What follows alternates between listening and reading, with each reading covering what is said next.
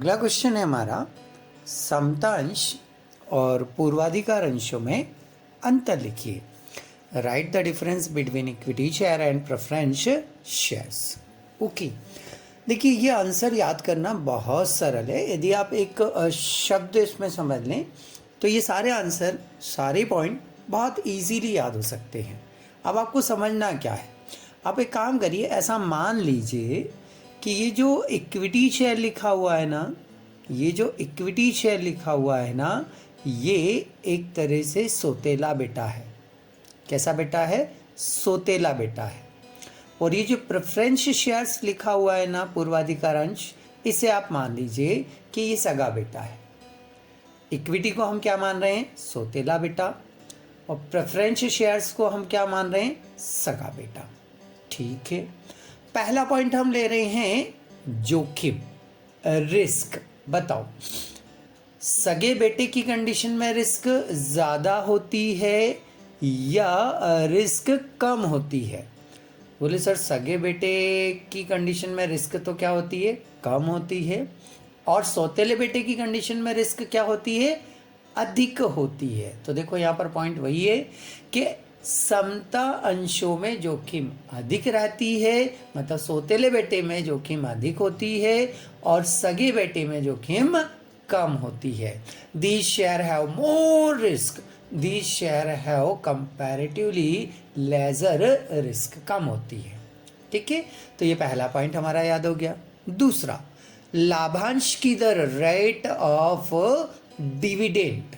ठीक है, अब यहाँ यदि हम बात करें तो सगे बेटे को रोज अच्छा अच्छा खाना फिक्स रहता है कि हाँ, इसको इतना खाना तो मिलेगा ही मिलेगा।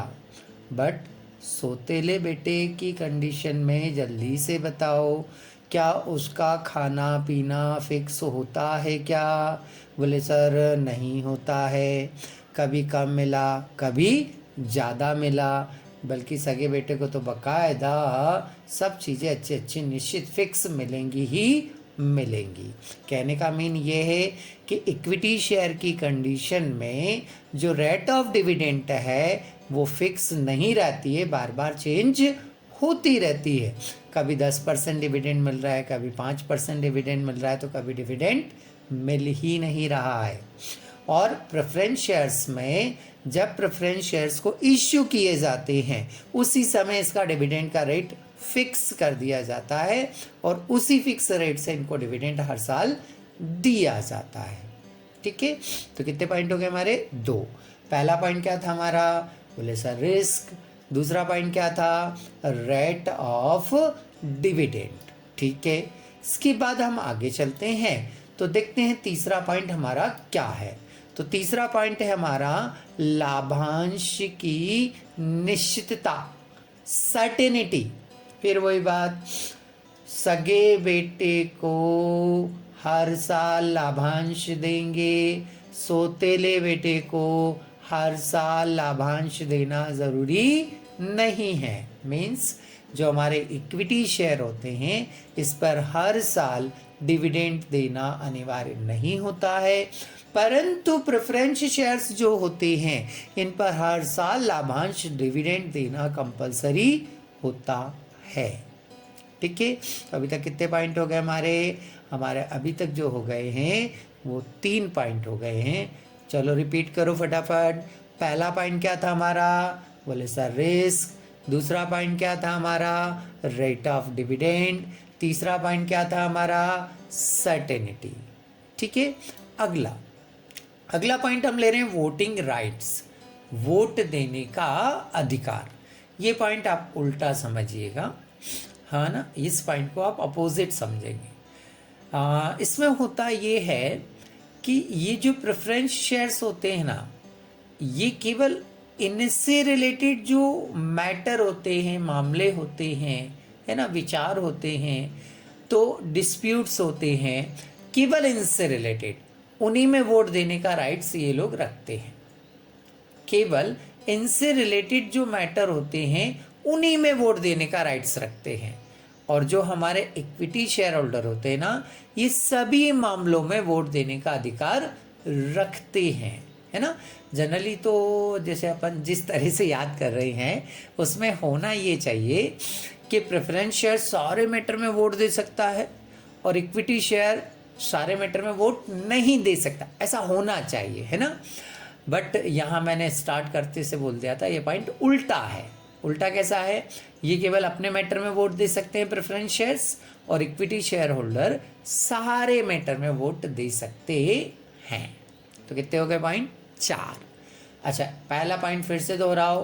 बोले सर पहला पॉइंट था रिस्क, दूसरा रेट ऑफ डिविडेंड, तीसरा सर्टेनिटी, चौथा वोटिंग राइट्स, पांचवा 5th पॉइंट कोषों पर अधिकार, rights on reserve.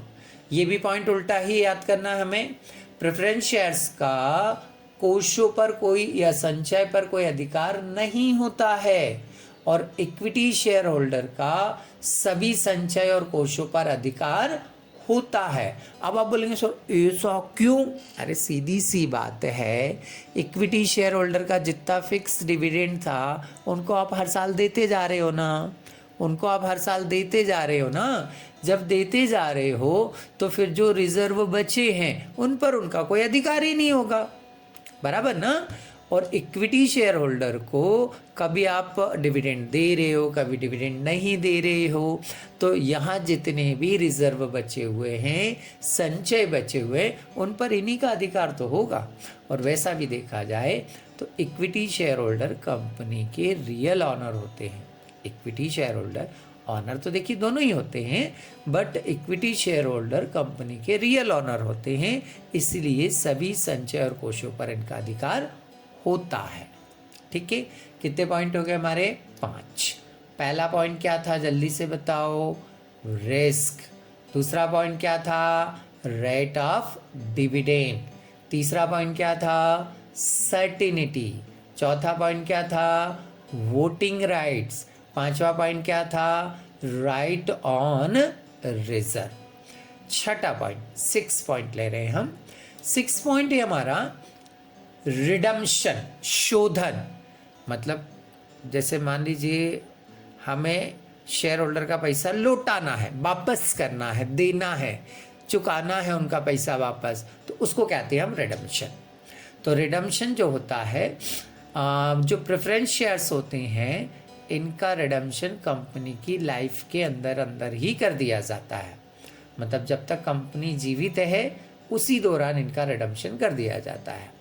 Equity share का जो रिडम्पशन होता है वो कंपनी के जीवन काल में इसका रिडम्पशन नहीं होता है। जब कंपनी बंद हो जाती है तो उसके बाद इसका रिडम्पशन किया जाता है। इक्विटी शेयर होल्डर को उसके बाद पेमेंट किया जाता है ना। तो इक्विटी शेयर होल्डर का पेमेंट कंपनी के जीवन काल में नहीं होता है। प्रेफरेंस शेयर्स का जो पेमेंट है वो कंपनी की लाइफ में कर दिया जाता है ना। नेक्स्ट कितने पॉइंट हो गए हमारे, 6 हो गए। एक बार फिर से दोहरा लें। हाँ सर एक बार फिर से दोहरा लो। पहला रिस्क, दूसरा रेट ऑफ डिविडेंड, तीसरा सर्टेनिटी, चौथा वोटिंग राइट्स, पांचवा कोषों पर अधिकार और छठा था आपका रिडम्पशन। एक और पॉइंट ले रहे हैं हम, रिटर्न ऑफ कैपिटल, पूंजी की वापसी। ठीक है, वही सिंपल सगे सोतेला जैसा ही चलेंगे हम। जब कंपनी समाप्त होती है तो बताओ पहले पैसा किसको मिलेगा? जब कंपनी बंद होती है, कंपनी समाप्त होती है, तो पहले सगे बेटे को पैसा मिलेगा, फिर जो बचेगा, यदि पैसा बच गया तो फिर सौतेले बेटे को पैसा मिलेगा। तो पहले पैसा मिलता है प्रेफरेंस शेयर होल्डर को, उसके बाद यदि रुपया बचता है, पेमेंट बचता है, तो फिर इक्विटी शेयर होल्डर को पेमेंट किया जाता है। तो कितने पॉइंट हो गए हमारे? टोटल 7 पॉइंट हो गए हमारे। पहला पॉइंट फिर से रिपीट करो। बोले सर रिस्क, दूसरा रेट ऑफ डिविडेंड, तीसरा सर्टेनिटी, चौथा वोटिंग राइट्स, पांचवा राइट ऑन शेयर, छठा रिडम्पशन, सातवां रिटर्न ऑफ कैपिटल। तो इस तरह से ये आंसर आपका यहाँ पर कंप्लीट हो जाता है।